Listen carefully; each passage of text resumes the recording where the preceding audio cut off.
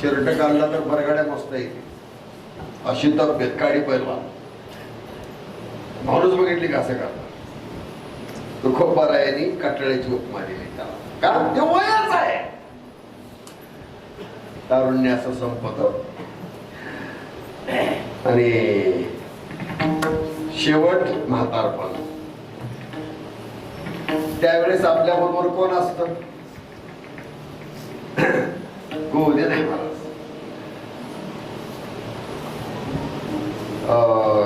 खोकलं आणि पडस, ह्या दोन गोष्टी म्हातारपणी आपल्या बरोबर असतात. उभं आयुष्य अनेक प्रकारचे दुःख भोगण्यामध्ये गेलं, पण तरी सुद्धा असं कधी स्वप्नात माणसाच्या वाटत नाही की आपण राहिलेलं आयुष्य तरी भगवान परमात्म्याकडे घालावं.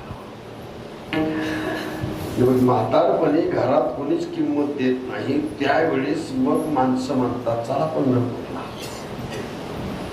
आता काय,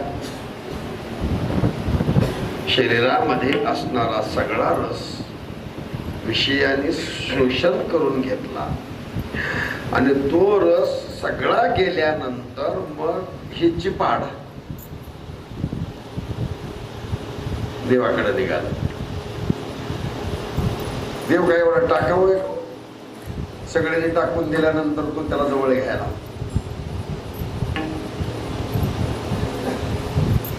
आयुष्य ज्यावेळेस मजबूत असत त्यावेळी भगवान परमात्म्याचं भजन करण्यामध्ये एक वेगळाच आनंद आहे. महाराज तुकोबाराज म्हणतात भाग्यवान ते तरुण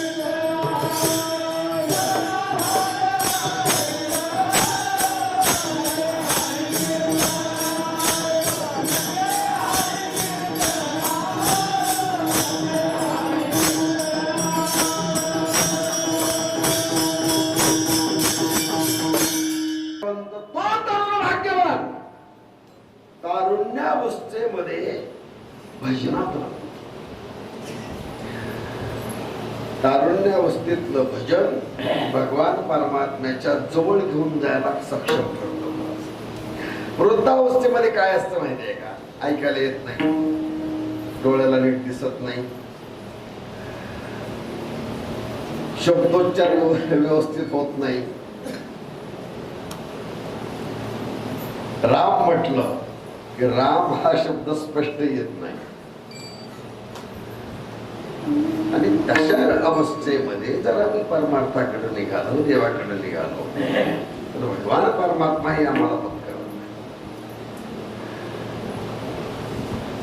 हे सगळी जी दुःख आहे, आणि आणखी एक गंमत सांगू का, दुःखामधून सुटण्याची मानसिकता निर्माण झाली पाहिजे. हे दुःख आहे, याच्यातून आपल्याला सुटायचंय, हे ज्यावेळेस आम्हाला वाटेल त्यावेळेस निश्चित सुटेल. मरेपर्यंत दुःख भोगले आणि मृत्यू समोर दिसू लागल्यानंतर मग भयान दुःख वाटायला लागतं. का? मृत्यू एवढं मोठं दुःख कोणतंच नाही. आपल्याला कोणालाही वाटत नाही आपण मरावं. का वाटत नाही? मृत्यूचं भय आहे. उलट जो सहज मृत्यू येतो ना, सहज, अपघाती नाही, सहज जो मृत्यू येतो तो मृत्यू म्हणजे किमान या देहातल्या दुःखापासून तरी आमची सुटका करणे, किमान या देहातलं दुःख. आणि आयुष्य जर चांगलं जगलं असेल तर मग भविष्यात दुःखच नाही. लक्षात आलं का? कारण नसताना कोणाला त्रास दिला नाही, कोणाला वाईट बोललेलं नाही, कोणाचं वाईट केलं नाही, मनात सुद्धा वाईट कोणाचं चिंतिलं नाही, वाईट आचरण केलं नाही, वाईट पाहिलं नाही, वाईट ऐकलं नाही, जमेल तसं भगवान परमात्म्याचं चिंतन केलं, त्यांना कधीच घाबरायचं नाही म्हणते. केव्हाही आला तरी आमची तयारी आहे, आम्ही त्याचं स्वागत करू. या भूमिकेवर आपण राहिलं पाहिजे. आपण भजन करतो, आपण परमार्थिक आहोत, मृत्यूला घाबरायचं नाही. ज्यानं चुकीची कर्म केलेली आहेत त्याला मृत्यूचं भय असलंच पाहिजे का? आता जे आहे त्याच्यानंतर मेल्यानंतर भयान दुःख आहे त्यांना, म्हणून त्याला घाबरतो. आणि तर घाबरतोच. कसं आहे, आयुष्याची संध्याकाळ जवळ आली की नाही, आम्ही केलेली पाप आमच्या नजरेसमोर नाचायला लागतात, दिसतात. आम्ही जे जे काही पाप केलं, मृत्यू जवळ आला की ते पाप दिसायला लागतात. आणि पाप दिसायला लागल्यानंतर मग हा घाबरायला लागतो. अंगात ताकद असते, पैसा मुबलक असतो, पैशाच्या बळावरती, शारीरिक शक्तीच्या बळावरती अनेक चांगल्या वाईट लोकांना जवळ बाळगून इतरांना त्रास देण्यामध्ये आयुष्य संपवलेलं, शरीराची शक्ती क्षीण झाली. घरात ज्यांच्यासाठी आम्ही चांगले वाईट कर्म करून कमावलं ते आम्हाला विचारत नाहीत, एकटं पडलेला असतो तो. आणि मग त्याला ते केलेली पाप नजरेसमोर यायला लागतात. आपण ही पाप केली, आता आपलं काय?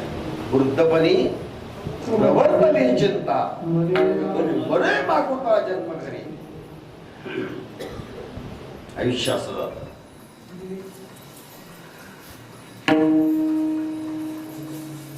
या सर्व दुःखामधून जर सुटका पाहिजे असेल तर काय करावं लागेल? महाराज तुकोबाराय म्हणतात, आम्ही इथंच आलो, याच मृत्यू लोकांमध्ये आलो, याच देहात आलो, पण या देहात येऊन सुद्धा यातलं एकही दुःख आमच्या जवळ सुद्धा आलं नाही. का आलं नाही? त्यांच्या जवळ दुःख नव्हती का? त्यांना शरीर वेगळी होती असं नाही. त्यांच्या सभोवताली, आपल्या सभोवताली असतात तशीच माणसं त्यांच्या जवळ होती. महाराज तुकोबाराय ज्यावेळेस सावकारी करत होते त्यावेळी त्यांना तुकाशेठ म्हणणारी लोक द्रव्य वाटून टाकलं. ज्याने ज्याने ते घेतलं, धान्य ज्याने ज्याने फुकट घेतलं, तेच लोक तुकोबारांना वेडा तुक्या म्हणायला लागले. तुकाशेठ आणि वेडा ऐकायला बरं वाटतं का? तरीही तुकोबारांना त्याच्यामध्ये काही वाटलं नाही.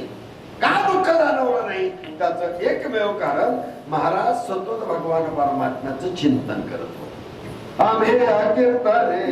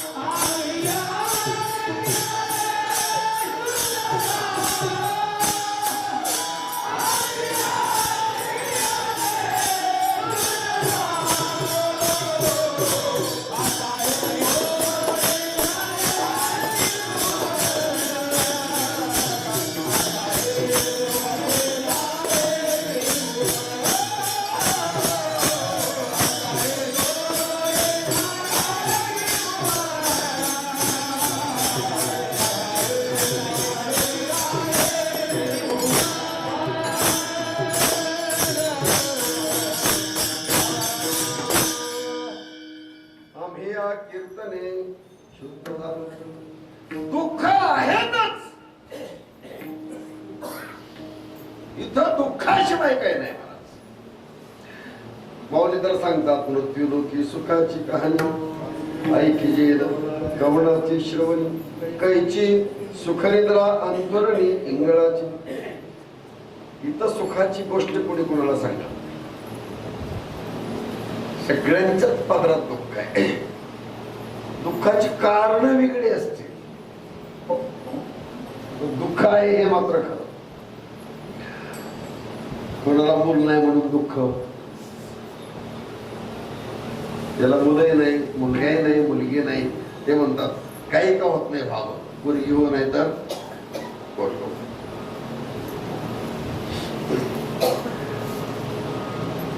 कदाचित त्याला मुलीच झाल्या सगळ्या.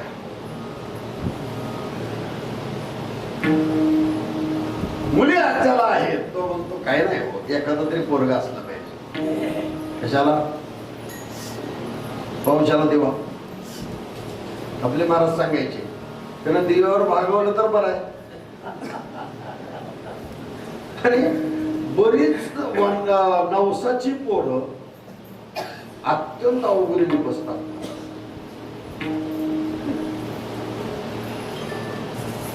दिव्यावर भागवतच नाही, बापाच्या वर्ष श्राद्धाला काही शिल्लक ठेवत नाही. झालं पोरग, काय केलं? आठ लावली सगळी. भाऊ घेतले म्हणतात काय पोरग आहे,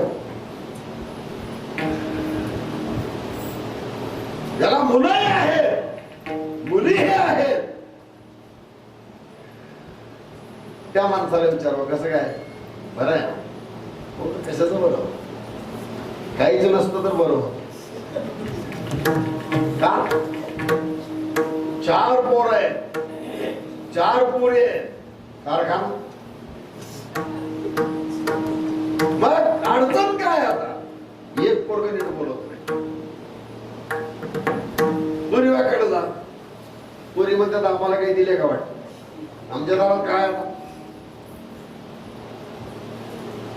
ज्याला पोरं पोरी आहेत तोही सुखात नाही, ज्याला नुसत्या पोरी आहेत तोही सुखात नाही, ज्याला नुसती पोरं आहेत तोही सुखात नाही, ज्याला काहीच नाही तोही सुखात नाही.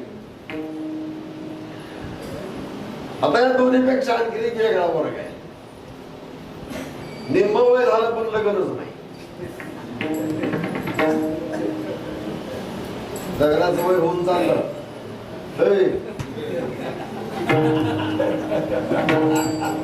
आता तरी बघा.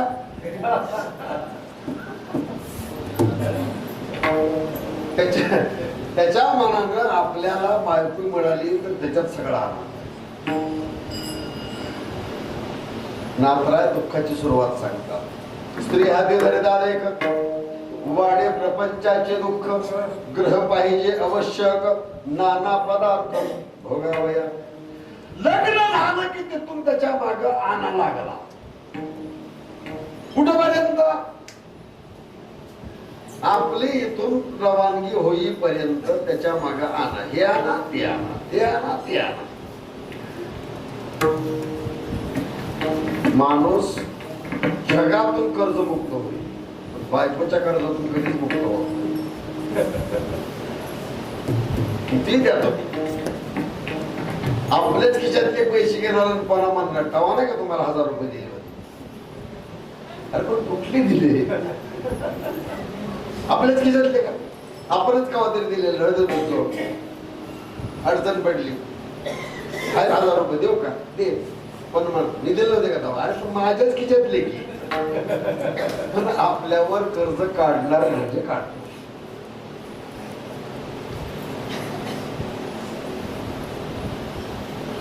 सगळ्यात आनंदात तेच आहे, कसलंच दुःख नाही बिचाऱ्याला.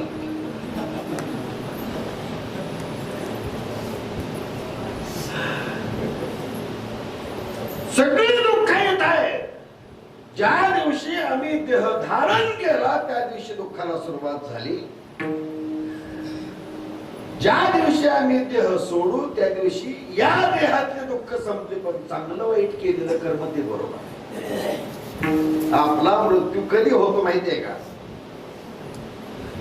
आपलं कर्म अगोदर पुढे जात, मग आपला मृत्यू. आणि केलेलं जे कर्म आहे पुढे संचितच वाईल वाही तुका म्हणे तई यमाज्ञा. बऱ्याच ठिकाणी आपण पाहतो माणसं अंतरुणावर पडलेली असतात, तळमळ तळमळ तळमळ चाललेली असते, अजिबात कसलीच त्याला दिवसा झोप लागत नाही, रात्री लागत नाही. डॉक्टर वेदना शामक औषधं देतात, त्या औषधं घेऊनही त्याला झोप लागत नाही. शेवटी एखादा महाराज जर भेटायला गेला तर त्याला म्हणतात, महाराज आमचं कुठं लपलंय. आता महाराजाचं कुठं लपलंय महाराजाला कळलं ना, ह्याचं गाव सांगा. मग ते सांगते बघा 100ला आता 2च कमी राहिलेत, आता मेलेलं बरं, पण ह्या वेदना असं मरण येत नाही. आपलं कर्म पुढे गेलं, यमाच्या दरबारात कर्माची अगोदर हजेरी, मग ते यम आमच्याकडे येतात, यमदूत, आणि मग आपली इथून रवानगी आहे. तेही चांगलं जीवन जगलं असेल तर सुख आहे, नाहीतर सगळे महाराज दुःखच आहेत. हे सगळी दुःख महाराज तुकोबाराय म्हणतात, अनेक दुःखे सांगू किती सकळ संसाराची स्थिती नसा हे पाषाण फुटती एका पचिती भरलाशी. हे दुःख जर सांगायला लागलं तर पाषाण फुटती म्हणतात. आणि आमची गंमत मात्र असते बरं का, हे दुःख कमी व्हावे म्हणून आम्ही येड्यासारखं फिरतो. आमचं पहिलं ठिकाण कुठं असतं माहितीये का, जाणते. मला परवा एक आपल्या ग्रुप मधल्याच पोराने फोन केला, महाराज मोकळ्या खरंच मोकळ्या हो का म्हणलं, आणखीन ते कोणी बांधलं नाही, तुझं काय ते सांग म्हटलं. थोडं बोलायचं होतं, मला बोल ना बाबा. कारवारी मला वाटते कीर्तनाला यायच्या अगोदरच फोन आपला बोल तू कुठं आहेस, मला शेतात आहे. म्हणजे घराकडे जायचं नाही का, जायच्या हो पण डोक्यातून विचारत जाईना. म्हणलं काय झालं, पोरीच नाही झाल्यात. म्हणला पोरग व्हायचं काही सांगा की. म्हणलं मला काही कळत नाही. आपले महाराज सांगायचे, त्यांना जर कोणी विचारलं महाराज पोरग होईल का, महाराज म्हणायचे पोरग होईल का नाही मला कळत नाही, पोरग झाल्यावर काय करावं लागते मला विचार. पोरग होईल का नाही मला कळत नाही, मला म्हणलं काहीतरी सांगा. म्हणलं मला काही कळत नाही, कळणारा कोणीतरी सांगा. म्हणलं कशाला पाहिजे तुला पोरग, आम्हाला आहेत म्हणलं, आमची पोरं काय दिवे लावायला लागले, तुझं लावणार आहे. वय हो सगळं खरं आहे, पण पाया बसू दे ना. मी त्याला सांगितलं जा आमच्या महाराजाकडे बोल, ती देते पोरग.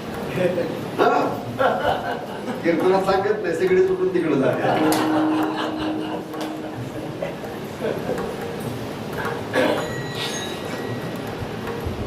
आमचं कर्म आमच्या बरोबर आहे आणि पूर्वजन्मातल्या कर्मानुसार आम्हाला ते भोग भोगावेच लागतात. आणि जोपर्यंत कर्म संपत नाही तोपर्यंत भोग संपत नाही. कर्म चांगलं वाईट आहे, भोग चांगले. कर्म चांगला असेल सुख आहे, कर्म वाईट असेल दुःख आहे. कुत्र्याचं कर्म चांगलं असतं, एक एका कुत्र्याचं कर्म चांगलं, त्याची सेवा करायला माणसं पगारी. असताना कुत्रा आहे, त्याला रोज 2 टाइम आंघोळ, कुत्र्याचे शॅम्पू आहेत,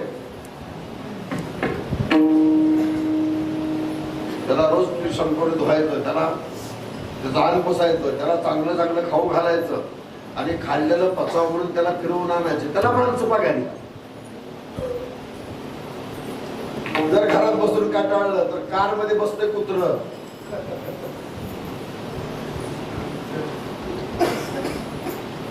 आणि फिरून येतंय. आपल्यासारखी माणसं, वारकरी माणसं आपल्याला कुठल्या काम, आपणच मुंडे झालेले, आपल्याला कुठले काम. आपण रस्त्याने चाललेले ते कुत्र फक्त आपल्याकडे असं मान होते. कसं काय मजा का नाही माझी, त्याला म्हणायचं बेट्या मजा आहे तुझी, पहिल्या जन्मात चांगलं वागलास पण कुठं तरी चुकलास म्हणून कुत्र झालास. कुत्रा होऊन गाडीत बसण्यात काय मजा आहे? पण त्याचं कर्म चांगलं. कुत्रा आहे पण गाडीत बसत. आमचं कर्म वाईट. माणूस आहोत पण कुत्र्याचे सेवा करायची पाळी आमच्यावर. आमचं कर्म आहे. आणि या सगळ्या दुःखामधून सुटका होण्यासाठी आम्ही जाणत्याकडे जातो. शहाणा जाणता असला तर पंढरपूरची वारी कर म्हणतो, आणि मूर्ख असला तर कुठलं तरी एखादं शेंद्री हेंद्री दैवत दाखवतो. तुझ्या घरात मशामा आहे, तुझ्या घरात मसोबा आहे, तुझ्या घरात काय आहे, तुझ्या घरात कोंबडा बकरा. इथं राहून सुख मिळणार आहे का? का बरं? अरे जिथं तू सुखाचा शोध घेतोयस ते दुःखाचं मूळ आहे. संसार दुःख मूळ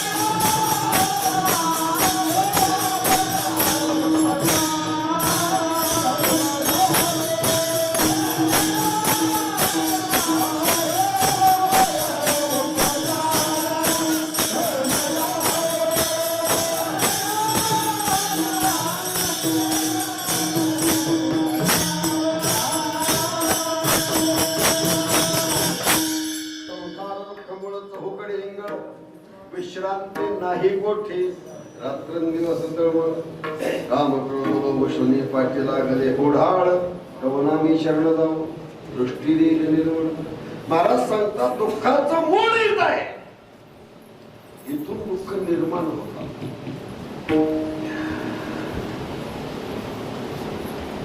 रोग झाल्यानंतर आनंद वाटतो का दुःख? जुने रोग हद्दपार झाले, ताजा रोग कोणता? कोरोना. अगोदर माणसं बोलत असताना जर एखाद्याला शिंक आली तर सत शिकलं म्हणायची, आणि आता जर कोणी शिकलं तरी का त्याला ते तपासा. कोणी खोकलायला लागलं ती उठत नसतं तर आपण असं करून बाहेर निघून जातो. ताप यायला भाग नाही, खोकला यायला भाग नाही, सर्दी यायला भाग नाही. आणि असं शेजारच्या घरात असलं तर चोरून फोन करून सांगतात आमच्या शेजारचं माणूस आजारी आहे, त्याला ताप आहे, खोकला आहे, शिंक आहे, नक्की कोरोनात असलं पाहिजे बघा बरं. आणि कोरोना झाला म्हटल्यानंतर घरातली जात नाही जवळ. तुम्हाला खरं सांगू का, शहाण्याला माणसाला जर कोरोना झाला तर खरं वैराग्य होण्यासारखं आहे बघा. असं भयान दाखवायचे ते टीव्हीवरती, मुर्दा आणायचा पॅक केलेला, मेलेलं जनावर कसं फेकते तसं त्याच्यावर फेकून द्यायचं. लांबून पेटवायचं त्याला. घरचे बायका पोरं ती जवळ जाऊन रडतात गेले, लांबूनच रडायचं त्यांनी. तर कोणीतरी सांगायचं बघा हे असं आहे. कोरोना झाला ऐकलं लय मेले.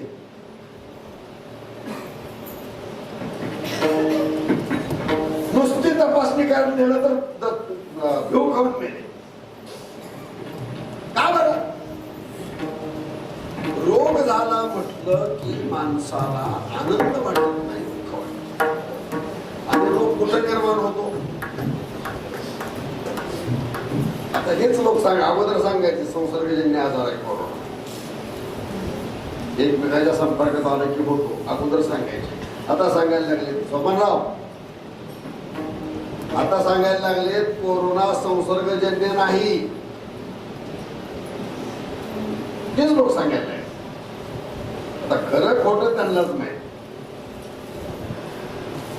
कदाचित संसर्गजन्य आजार आहे असं आपण गृहीत धरलं. रात्रंदिवस कोरोना पेशंटच्या जवळ असणारी काही माणसं त्यांना काहीच झालं नाही. नंतर मला सांगतात, दोघा ठिकाणी सांगितलं काय सांगायचं, आमच्या वडिलांना कोरोना झाला, त्यांच्या जवळ रात्रंदिवस मी होतो.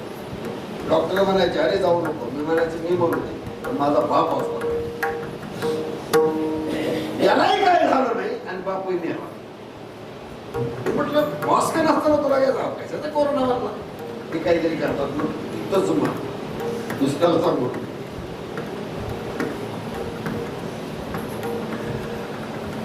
रोग झाला की दुःखाला सुरुवात.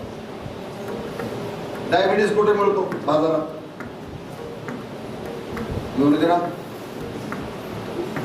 कुठे मिळतो? म्हणतात जास्त गोड खाल्ले की डायबिटीस होतो. अजिबात नाही. किती गोड का डायबिटीस होत नाही. कोणाला होतो? ज्याचं शरीर त्या आजाराला पोषक आहे त्याला डायबिटीस होतो. ज्याचं शरीर कॅन्सरला पोषक आहे त्याला कॅन्सर होतो. म्हणजे हे जे आजार आहेत आपल्याच शरीरामध्ये कमी जास्त प्रमाणामध्ये मरेपर्यंत एकेका माणसाला कुठलाच आजार होत नाही. एखाद्या माणसाला सगळेच गाठतात. डायबिटीस होतो, त्याचा बीपी वाढतो, सगळं होतं. का कुठून आले? शरीरातच. इथं जन्माले. म्हणजे शरीर रोगाचं भांडार म्हणतात महाराष्ट्र. दुःख रोगाच्या पोटात आहे. आणि ते शरीर आम्ही धारण केलेलं आहे. मग मला सांगा, दुःख जाईल कधी? जर दुःख शरीरात राहून दुःख घालवायचं असेल तर भगवान परमात्म्याचं नामचिंतन केलं पाहिजे. हरमिष भगवंताचं नाम जर घेतलं, काय शास्त्राचा एक सिद्धांत आहे, आमची जी वृत्ती असते त्या वृत्तीमध्ये एका वेळेला एकच विषय राहतो. जर आमची वृत्ती दुःखात गुंतली असेल तर त्या वृत्ती दुःखच राहतात, सुखाचा संपर्क येत नाही. आणि आमची वृत्ती जर सुखात गुंतली असेल तर दुःखाशी तिचा संबंध नाही.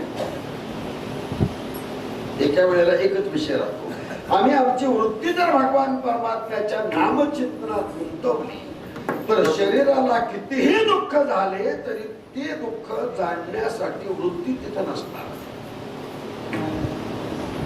आणि या सर्व रोगावरती एकमेव रामबाण उपाय म्हणजे भगवान परमात्म्याचं नाम आहे. या अनुषंगाने महाराज तुकोबाराय म्हणतात, आम हे या कीर्तने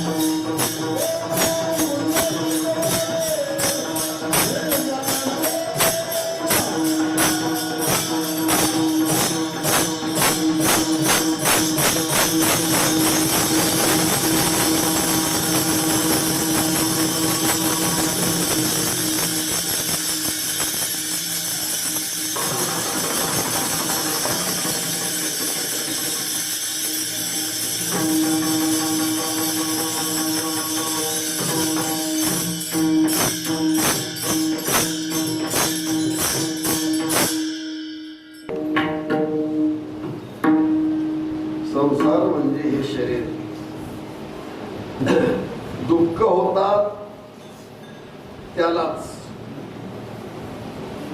जो जन्म, मृत्यू आणि जगणं याच्याविषयी सत्य तू बुद्धी बाळग.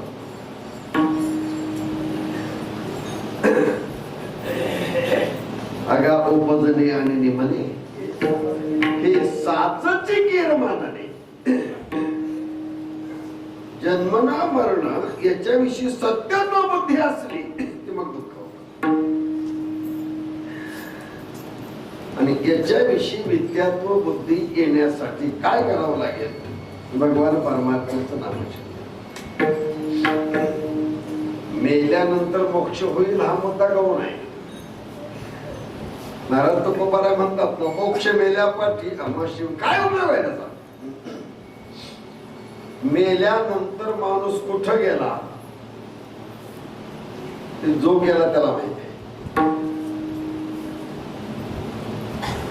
मुलगा ज्या धार्मिक वृत्तीनं जीवन जगत असेल, भगवान शंकराची उपासना करत असेल, कैलासवासी विठ्ठलाची उपासना करत असेल, वैकुंठवासी आणि राजकारणातल्या नेत्याची उपासना करत असेल तर स्वर्गवासी देतो. राजकारणी, सिनेमातले नट हे सगळे पुण्यवान माणसं असतात, त्यांना स्वर्ग येतात. वारकरी वैकुंठाला, शिवभक्त कैलासाला. हे आपण लिहिलं, तो कुठे गेला? जाणाऱ्याला माहिती कुठे गेला.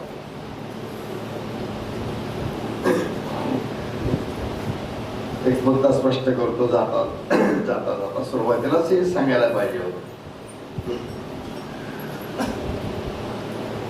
जीव या देहातून बाहेर पडला की त्याला यमपुरीला जायला 1 वर्ष लागतं. इथून बाहेर पडल्याबरोबर ते यमपुरीला जात नाही.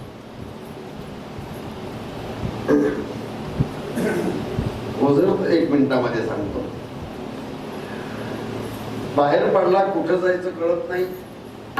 आपल्या घराचा जो मुख्य दरवाजा, त्या दरवाजाच्या बाहेरून चौकटीला वरच्या कोपऱ्यात 2 दिवस बसतो. आणि ज्या दिवशी आपण तिसऱ्याचं सावळायला निघतो त्या दिवशी तो हा सगळा समूह पाहतो आणि त्या समूहाबरोबर मग जातो. आणि स्मशानभूमीत जाऊन गोड जेवणापर्यंत थांबतो. स्मशानभूमीत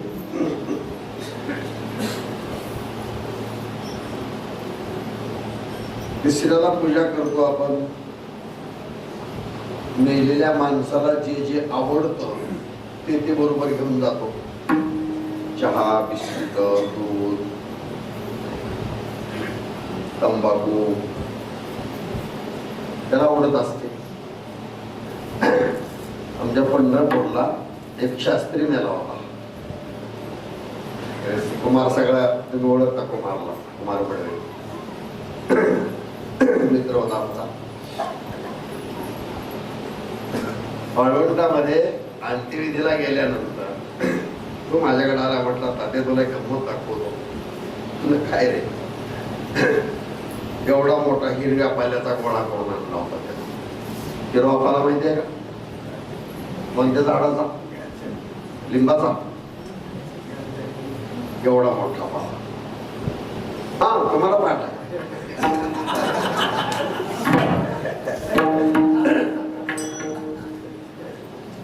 कुठलीक वारकरीच्या संगतीत जे जे गेले त्यांना ते पाठ झालं. वारकरी गेले पण आठवण ठेवून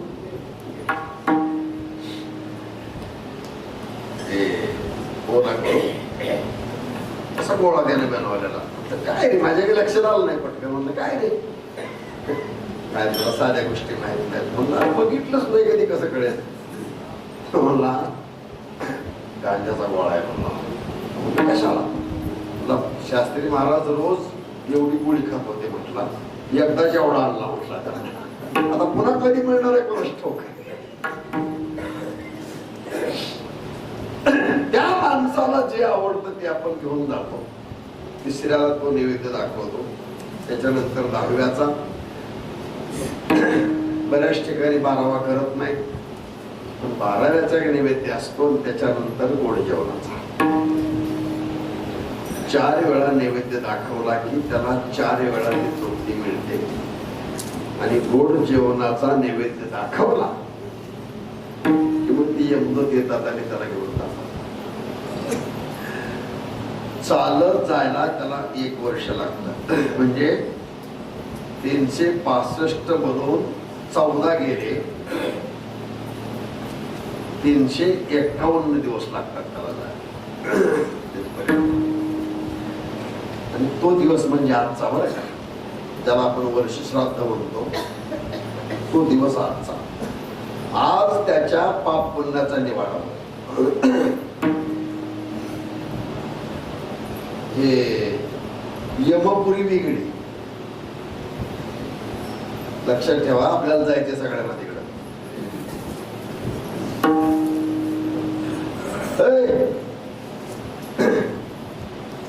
यमपुरी वेगळी आणि यमदरबार वेगळा. यमपुरीमध्ये यातना दिल्या जातात, त्याला दुसरं नाव नरक आहे. एक वाट स्वर्गाला जाते, एक वाट नरकाला जाते. त्या दोन्हीच्या मधून एक वाट वैकुंठाला जाते. अशा 3 रस्त्यावरती, म्हणजे जिथून 3 रस्ते पडतात तिथं यमाचा दरबार. हे यमदूत त्या जीवाला घेऊन यमाच्या दरबारात जातात आणि त्याच्या पाप पुण्याचा हिशोब करतात. त्याला विचारतात, तुला अगोदर काय भोगायचे, पाप का पुण्य? तो जी अपेक्षा करत त्या पद्धतीने पुण्य म्हटला, पुण्याचा मार्ग दाखवतात. अगोदर पाप, पापाचा मार्ग. अत्यंत पापी असेल त्याला विचारत बसत नाही. तू यमच्या दूताकडे बघतो, हा घेऊन जायला कुठं, नरक आत्मा द्यायला. पुण्यवान असेल घेऊन जा स्वर्गाला. निष्काम भावनेने भगवान परमात्म्याचं भजन करणारा वारकरी असेल तर त्याला वैकुंठाला. तुम्ही म्हणाला वारकऱ्याला यमाकडे जावं लागतं, जावं लागतं. ज्ञानोबारायचं तुकोबारायचं चरित्र नजरेसमोर आणा. ज्ञानोबारायकडे यम आला होता. बबनराव, तुकोबारायकडेही यम आला होता. आता हे त्याच्या हाताला लागले नाही, हा मुद्दा वेगळा. त्याच्या पुढे सांगू, प्रभू श्रीरामाकडे यम आला होता ऋषीच्या वेशामध्ये. आपण तर सामान्य आहोत. तुकोबारायासारखं होण्यासाठी धडपड केल्यानंतर हो आपण, पण ती धडपड नाही. भजन चाललंय, पण कसं म्हणावं, आलं म्हणाला तर गेली शनाला, नाहीतर घातलं टोपलं पालतन बसली होणाला आपल्या मनावर. अशी गावची चिठ्ठी आल्या, जाऊ बसणाला राजा कावा जावं, बसली होणार. चिठ्ठी नाही, चपाटी नाही, काही नाही. आम्हाला मनाशी गावला दुसरं उद्या चिठ्ठीच नाही तर नाही. मनात आलं चालले बसणार. गावातल्या बसण्यावर जाणारी बहादर आहे. आम्ही बरोबर तुकोबाराच्या माग माग सुद्धा जात नाही, बरोबर तर नाही. तिथं जायला 351 दिवस लागतात. या तुकोबारीला मासिक घालण्याची पद्धत आहे, मासिक श्राद्ध. मासिक श्राद्धाला एक मनुष्य जेवायला आपण घालतो. तो मनुष्य जेवण करून कुठेपर्यंत त्या जीवाला विश्रांती. तो एकदा जेवण करून उठला की मग चालत राहावं सतत, मग विश्रांती. 16वा मुक्काम त्या जीवाचा यमपुरीमध्ये. लक्षात आलं का? आता हे सगळी दुःख आहे. हे दुःख जर चुकवायचे असतील, महाराज तुकोबारा म्हणतात, फक्त भगवंताचं चिंतन. भगवंताचं जर आम्ही चिंतन करू लागलो, मुखात जर भगवान परमात्म्याचं नाम असेल, मेल्यानंतर कोण कुठे गेला हे महत्वाचं नाही. एची देही चिडोळा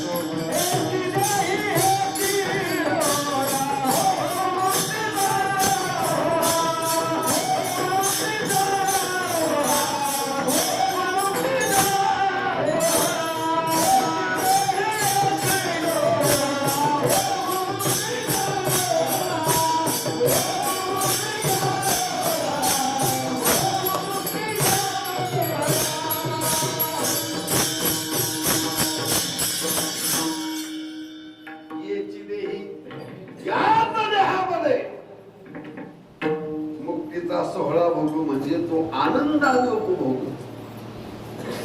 कशाच्या बळावरती? फक्त भगवान नामचिंतनाच्या बळावर. कारण मुखात जर नाम असेल तर मोक्ष नाम नाहीच महाराज. मोक्ष नाम अति मोक्ष. तो मोक्ष सुद्धा हे महात्मे अंगीकारत नाही. नको, मोक्ष दुर्लभ आहे ना, तुझा तुलाच राहू दे म्हणतात. मोक्ष तुझा देवा, तुम्ही तुझला बोलतो ठेवा, आम्हाला तुझा मोक्ष नको. आम्ही भगवंत परमात्माचं भजन करू, तुझा चिंतन करू आणि त्या चिंतनामध्ये आयुष्य घालू. ते दुःख आम्हाला स्पर्शही करत नाही. जरी दुःख येत असली तरी ते दुःख आम्हाला स्पर्श करू शकत नाही. का? त्या दुःखाचा उतारा आमच्या जवळ आहे. सापाचं भय कुणाला? जो त्या विषाची तोड जाणत नाही त्याला. आपल्याकडे साप निघाल्यानंतर मारतात. आमच्या पंढरपूरला साप निघाला की पकडतात. पद्धतशीर असा हातात धरतात, लोकांना दाखवतात, पिशवीत घालतात आणि घेतात. त्याला भीती नाही का? नाही. का? त्याला माहिती आहे याला कुठं पकडायचं. कोणी करू नका, आपण सांगतो.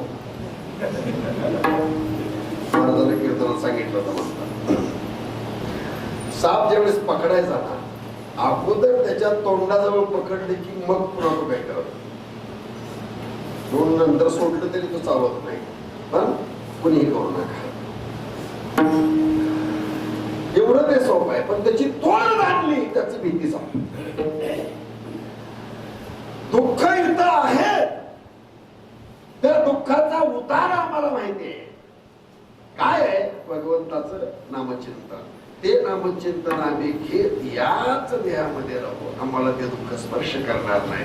महाराज तुकोबाराय म्हणतात, आम्ही या कीर्तने आता हे सोमळे झाले त्रिभुवन विषामधूर सांगिले. वारकरी संप्रदायाचा पाया समतेवर आधारलेला आहे. योगाचं लक्षण करत असताना भगवान परमात्मा सांगतात, समत्व योग उच्चते. योग्याला सगळं सारखं दिसलं पाहिजे म्हणतात. पण ते योगाचं एकट्याचं लक्षण तिथं जरी सांगितलं असलं तरी वारकरी संप्रदायाचं लक्षण करत असताना सुरुवात कुठून आहे माहिती आहे का? समत्वाची. सुख दुःखे समीकृत्वा लाभा लाभो जया जयो, इथून सुरुवात आहे समत्वाची. सुख आणि दुःख सारखं, लाभ अलाभ सारखा, जय पराजय सारखा. पराजय झाला दुःख नाही, जय झाला आनंद नाही, लाभ झाला आनंद नाही, अलाभ झाला दुःख नाही. या सगळ्यापासून तो महात्मा पलीकडे गेला की मग तिथं जातीयता संपली. त्याच्यासाठी जात नाही, फक्त भगवान परमात्मा एकमेव शिल्लक आहे आणि सगळी भगवान परमात्म्याची लेकरं आहे. विषमता नष्ट झाली. सगळे भगवंताची लेकरं. जे जे भेटे भूत ते मानी जे भगवंत. हा भक्तियोग निश्चित झाला माझा. भक्ती प्राप्त झाल्यानंतर एक विशिष्ट दृष्टी त्या भक्ताला प्राप्त होते आणि ती दृष्टी म्हणजे सगळी रूप भगवान परमात्म्याची त्या महात्म्याला दिसायला लागतात. महाराज तुकोबाराय सांगतात, आमचं विषमता संपली, सगळीकडं सगळं जग सोहळं झालं.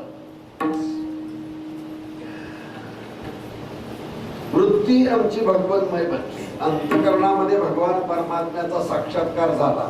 तिथं विटाळ सगळा संपून गेला. नदी किजी तोंड विटाळाची. ब्रह्मपुरी कुठं आहे? इकडे खाल्ल्याकडे ब्रह्मपुरी बोर्ड काय कुठं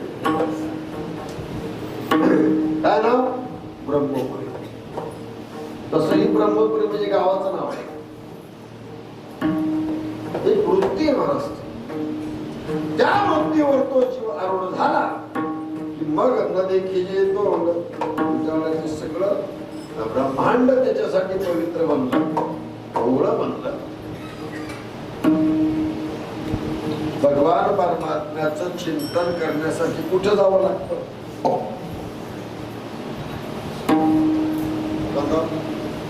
कुठे जावं लागतं भगवंताचं चिंतन करायला? त्याची गरज नाही.